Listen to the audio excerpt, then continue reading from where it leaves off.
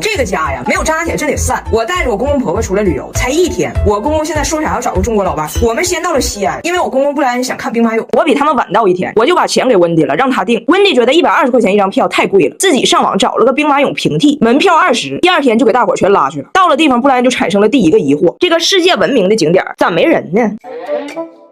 别想了，往里走吧。布莱恩陷入了第2个疑惑：这国外新闻里看着的兵马俑也没有这么多彩灯和高科技呀。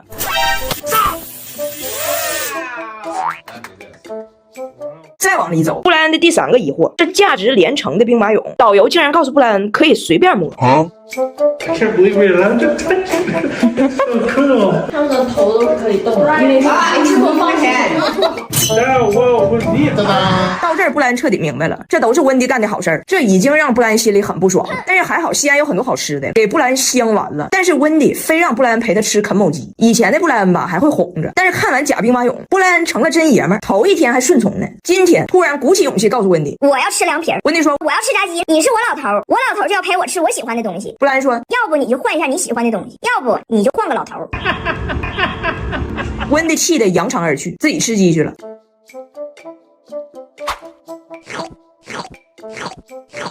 第2天我们又出去吃饭，温迪说要喝冰水，这餐厅没有，温迪就让布莱恩必须领他出去买冰水。温迪在那边，我要冰水，我要冰水，我要冰水。布莱恩助听器一摘，热水一倒，任温迪说啥都听不见，给温迪一个一条龙服务。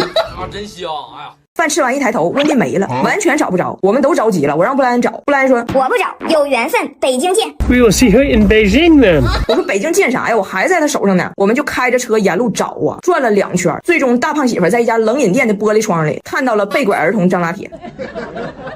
不出门吧还不明显，一来中国这俩人是花钱吃喝收拾屋啥都别进。比如做家务时候，温迪就拿吸尘器，布莱恩已经熟练整上云鲸洗涤机，用完你歇着，他把剩下活全干了，缠头发自己剪，滚刷脏自己洗。S3 Island 超自律，以前大胖媳妇见着污水箱就跑，云鲸直接自律管理，不发臭，完事一拎一扔，看这地板锃亮没水渍。回到酒店直接就吵起来了。 Eat whatever you want. I will just go somewhere else and I will meet you later. Fine, go there. What do I care? You're messing everything up. You're messing everything up. Wait and wait and wait. Will you eat all the spicy food? Listen.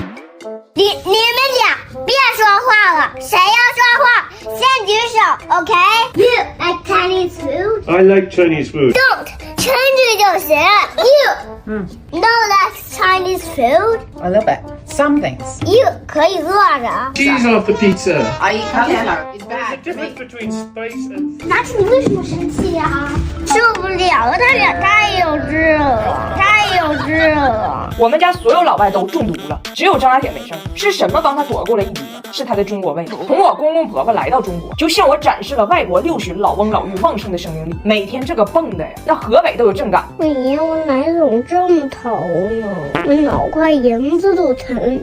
老两口就一直跟张大铁说话，张大铁就许愿爷爷奶奶能不能消停点。结果昨天突然如愿了，他爷他奶甚至还有载奥达都突然拉肚子，拉的特别严重。载奥达还算轻一点，布莱恩最重，连拉带吐，已经下不来炕了。去医院一查，说是食物中毒，但是奇了怪了，张大铁和他爸啥事没有，这就很蹊跷。载奥达说，这说明想知道是哪顿饭有毒，就要看哪顿饭我爸和张大铁没碰。名侦探载奥达就开始破案了，突破口还得是张大铁。最后我们仔细筛查，案件是这样的：昨晚7时许，温蒂说自己想家了，非要吃西餐，张大铁不想吃，跟他爸说让他爸点点面条。大胖媳妇差点就叛变了张大铁，说要不然就一起吃披萨吧。张大铁质问他爸 Is pizza amazing？ 我到上面 amazing。张大铁的质问救了他爷俩的命。大胖媳妇和张大铁吃的面条，剩下的3个人吃的西餐。吃西餐的第2天全倒了。但是问题又来了，那顿西餐里边的披萨和薯条，大胖媳妇也偷吃了，唯一他一口没碰的是那顿西餐里的那碗沙拉，所以破案了，导致那3个人食物中毒的就是那碗沙拉。张大铁刚开始还是很心疼他生病的爷爷奶奶，这外国人生病养病的方式也是很抽象，就是把空调打到最冷，然后狂喝冰水。张大铁看着着急呀，跟他爸说，爷爷奶奶生病了，咱给他们查点粥。大胖媳妇还特意上网查了一下怎么查粥，跟大铁说，好的，咱俩也用中国文化孝顺他们一把。Later. Not here. I'm in porridge. Not here, look. I made you porridge. 你这是大饼粥吗 Watch. 哎呦，不干不病，吃了没病。你这大米饭就拔凉的水。为什么我的舅舅有2个嘴？为什么我们要说舅舅？要说舅舅。我也赶紧往家赶，不然走不走的还好，我只关心孩子。当父母的不能全凭运气，还得有好医保、少儿长期医疗给我底气。日常意外小病、常见传染病的门急诊、大病住院、重病特需医疗都涵盖在内，保障超全面。马医保的好医保少儿真不错。没想到爷爷奶奶虽然60多岁了，虽然有病也要空调打到16度，还要狂喝冰水，甚至虽然喝完了大胖媳妇的孟婆汤，但是人命也太硬了，24小时刚过康复了。张大铁享受了1天的清静，世界又重新聒噪了起来。他们太闹了，哼！我脑瓜眼子也疼。那你可以给他们点一个沙拉吗？爷爷奶奶躺了1天之后，比以前更欢实了。张铁学校第2天要办运动会，爷爷奶奶、爸爸全要跟着去参赛，说要抱着张铁跳高，跳到外太空，撞击小行星。我不想去那个运动会。你要走，我们都陪你，好不好？张铁心如死灰，昏暗的灯光下，张铁自己走向了厨房桌上的沙拉。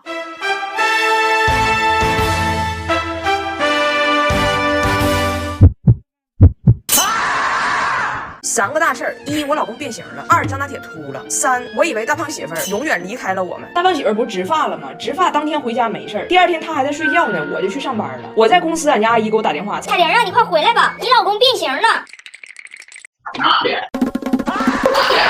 然后我呢就得回家照顾他。他说你不理解，我的痛苦都是难以名状的，比如现在哪都肿，整个脑袋包括脖子都有伤口，所以不能大动，连上厕所都不敢使劲，不能见风，不能见太阳，甚至都不能洗头。他说我这种痛苦你根本理解不了。我说这不就是坐月子吗？都说外国人不坐月子，我没想到我还得给外国人伺候月子。但是家里头这俩孩子还是很关心爸爸的。拿铁问爸爸疼不疼？大胖姐说好多了。拿铁说爸爸为什么所有人看见你都笑啊？大胖姐说因为所有人都有头发，只有爸爸没有。结果第2天晚上，俺家阿姨领张铁去剪头，张铁说啥也不好使，进屋就喊我要剪我爸头型，我想要剪爸爸一样的头发。理发师看过俺家视频，说拿铁啊，你爸头型不是剪出来的，是掉出来的。张铁不听，阿姨给我打电话问我咋办，说那张铁不剪不行。我说那咋办？那你拦不住啊！理发师都不敢动手啊，反复确认，剪掉呀，真的不带后悔的啊。还是没能阻止悲剧的发生，水灵灵的就秃了。剪完头发，拿铁特别开心，跟爸爸说：“爸爸，你看我跟你一样了，我现在也很疼的。”大胖媳妇心里特别感动，然后跟他儿子说：“他们都不懂，咱俩这是硬汉没人敢惹发型。这个发型的名字就叫你瞅啥，顶着这个脑袋，你去哪儿看到谁，你脸上就写着一个你瞅啥，谁敢惹我？”大胖媳妇给他和他儿子这个组合起了个名，叫俩硬汉把你吓变色儿。我说我觉得这组合应该叫冻秋梨，好像下个崽儿，下个崽儿。没想到张大铁回家试了一下，不太好使。你瞅啥？谁瞅你了？那你瞅瞅我呗。你剪完头为什么这样说话？你以为你是超人吗？我啥也不是，啥也不是。俺家这一天天的累得我睡不好，一熬夜就容易憔悴。多亏我有 Fresh 红茶精华水，原料是红茶皇后、尼泊尔黄金芽，经过双重发酵，抗氧力更强，还有肌醇来修护，质地水润，茶香四溢。我还新解锁了湿敷用法，每周2次，皮肤也越来越好。最吓人的一个事儿是，医生叮嘱我，大胖媳妇现在睡觉必须脸朝上，就是躺倍儿直那种，一点不能侧，一定得看住她。但是她平时吧特别爱侧躺，我晚上睡觉没法好好睡，我就得看着她。我看到后半夜我太困了，我跟我爸说，爸你进去看她一会儿，你保证她脸朝上啊，我睡几个小时。我爸就去俺俩的床上趴了2小时，也坚持不住了。说大胖媳妇老打他屁股，就把任务下发给了孩子们。早上起床我进屋，给我吓坏了。